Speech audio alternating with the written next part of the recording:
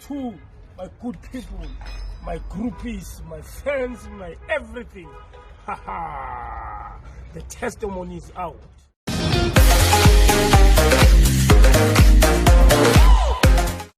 Hello everyone, welcome back to Sunday Live 10. Thank you so much guys for tuning in.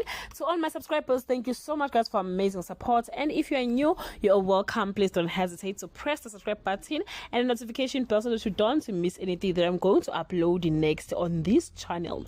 Award-winning actor Israel Matseke Zulu, who played Don in Mzansi Magic, a popular telenovela Gomora, has had his leg amputated. Israel guys has been struggling with a disease called gangrene, which is a disease caused by the death of soft tissues due to loss of blood supply. Speaking to Sunday World on Friday, he confirmed that he was recuperating after the operation on his right leg. We wish him a speedy recovery and we hope to see him back soon on our screen. One of the sources guys mentioned that Gomora producers are toying with the idea of bringing his character back next year as soon as he make a full recovery. And guys, that will really boost his self-esteem. That's all I have for today. Do leave your comment below and share your opinion about Gomora's idea of bringing Don's character back next year.